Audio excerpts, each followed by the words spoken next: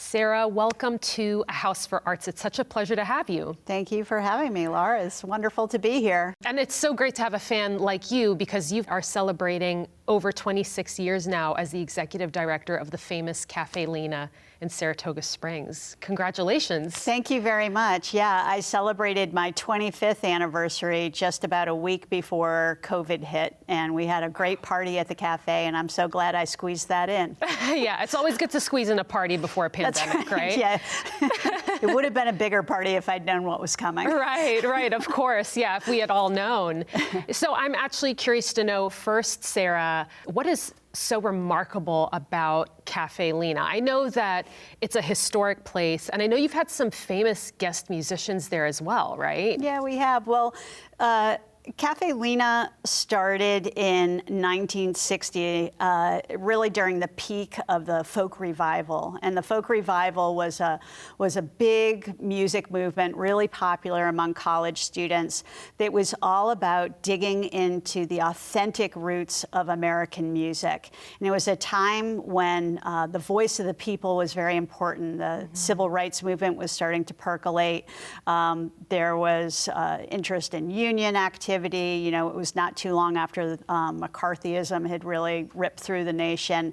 And so it was a politically important time. It was a politically important folk music time. Revival. And folk music really became the music of that moment. And it was comprised of two parts, really. At first, it was really all about going back to a lot of records that had been made in the 20s and 30s and discovering that a lot of those old Mississippi blues musicians and Appalachian mountain folk singers were still alive. And so people went out and found them and brought them to clubs in the Northeast and in Chicago and in San Francisco and put them on stage. And so Cafe Lena was one of these places. And Cafe Lena became one of those places. And so people like Mississippi John Hurt and Skip James and Reverend Gary Davis were old blues musicians who came and played some of their final shows on stage at Cafe Lena. But at the same time, there was a whole new generation that was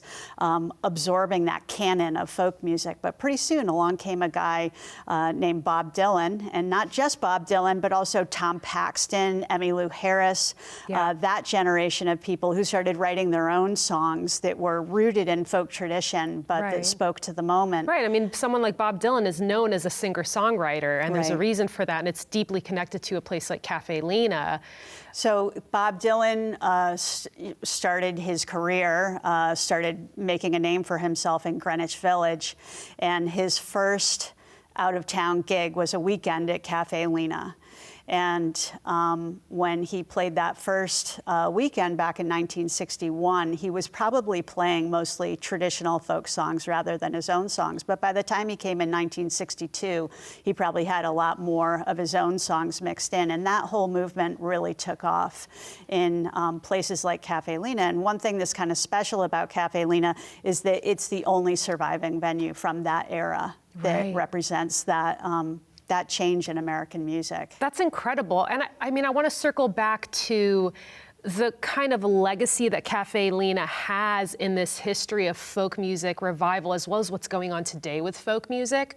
But I'm curious to know first, what impact has COVID had on Cafe Lena? And has that impact been similar in any way to that on other types of live music venues, either in the region or nationally?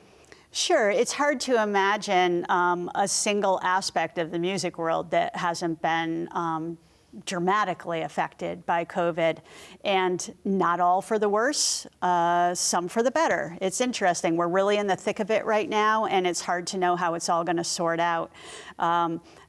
So Cafe Lena is the longest running folk club in the country, and by gum, we're going to keep running. So even when COVID was causing full shutdown of the music industry, we got permission to keep our stage open with just the sound tech in the room about 30 feet back from the stage and a band on stage. And we broadcast those shows online. We stream them live, and we were able to generate paychecks for about 600 regional musicians through the pandemic. So that's a positive then. That's one of the positives. That was a that has come out positive. of A lot this. of people who would not normally have had access to our stage got to play shows on the stage, get one of the only music paychecks of the year. And our donors generated more than $100,000 in income for those musicians. So I'm really proud of that. And there was a scrappy attitude across the music world that kept a lot of musicians afloat and venues afloat. With that said, I have decided that I need to take my Rolodex and just throw it out the window because nobody works for the same agency anymore. It's all been mixed up. There are musicians that decided to retire. There are clubs that are gone. There's very few links between venues right now. So when a musician goes out on tour, they need to have a certain density of gigs to make it economically viable. Yeah. And there's a show available here. There's a show available there, and there's like nothing in between. So it's very hard to tour right now. Right, right. It sounds like this is a pretty difficult situation for musicians. And what I understand too, Sarah, is that when a lot of larger music venues are also not signing on these kind of newer folk musicians because they're not these tried and true names. Am I correct Well, about sure. that? Yeah. I mean, if you're going to try and make up for a year of loss and you have, 2 shows to present that week, you're probably going to go with the tried and true. And this is a real concern to me because it affects the pipeline of emerging artists coming into the music industry right now.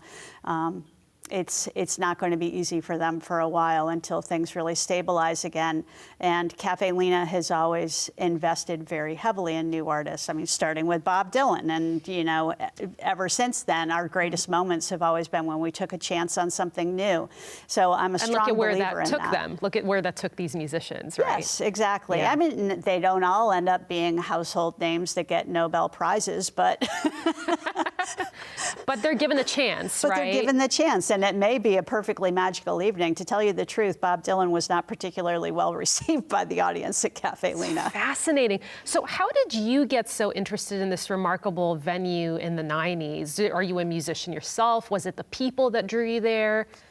It was just a kind of convergence of opportunities. I happened to be a real fan of folk music, and I loved the nonprofit world. I was determined to stay in the nonprofit world, and I loved that folk music had these early ties to social justice movements. And which has seen a real resurgence recently, right? People talk a lot about social justice. Yeah, and I want to be clear, folk music does not have a perfect track record along those lines. It's the music of the people, and a lot of it comes from the Mountain South. And I don't want to, make judgments about big groups of people, but you can imagine that it's not always been progressive. Yeah. And so, nonetheless, there was real possibility at Cafe Lena. I loved how grassroots it was. I loved how scrappy and small it was. And it was just a wonderful canvas to paint ideas on and see what stuck and see what didn't. And it's just been a great life. It's really been pretty much my whole adult life. I'm 53, and I've been there for 26 years. Well, that's time well spent, right, Sarah? Yeah. I'm wondering, thinking about folk music today, and not just, being played at Cafe Lena, which is fantastic, but I'm wondering about the legacy of folk music now, because I think when people think of folk music, at least when some people do, it's sometimes referred to as Americana or American folk, the roots music. How does it live on today among us? What are some myths, too, about folk music that you think maybe Cafe Lena helps to dispel? And how is folk music being played and live on? How is it being preserved now? Yeah, it's interesting about what even is folk music. I mean, it's hard to even answer your question without saying what is folk music. I mean, if you ask iTunes what folk music is, it's going to be any band that has an acoustic guitar in the lineup is going to count as folk music according to iTunes. If you ask some of our more traditional artists on the roster at Cafe Lena, they're going to say, if you know who wrote the song, then it's not a folk song. Interesting. Okay, so it's like, because it's not just part of the people's tradition that's been Right. handed mouth to mouth to mouth. Right. That's folk music. So I don't take a position in that. Basically, I will put anything on stage that can trace its lineage to roots music in some way. I want the instrumentation to be primarily acoustic, and I want it to be performed in a folk style, by which I mean there's a real engagement between the stage and the audience. It's breaking down that barrier between stage and audience. It's not about a star behind the lights who's just entertaining. Right. It's about creating something as a community. Right. So And there's something about the space of Cafe Lena, and I've seen pictures Yeah. of it too, and many people know it. It's very intimate, right? It I mean, is if you very sit in intimate. there, you're sitting there literally. I mean, it's like I'm as close to you as I would be to the musician if I was an audience member, yeah, right? you might, if you're in the front row on a sold out night at Cafe Lena, you are going to be literally about 5 or 6 feet away from the performer. Incredible. And you will be sharing your table with somebody else who you haven't met before. We mix parties at the tables. So it really does create a shared community experience of the music. And so I will put anything on that stage, any kind of instrumentation, anything that I think is going to really land in that room.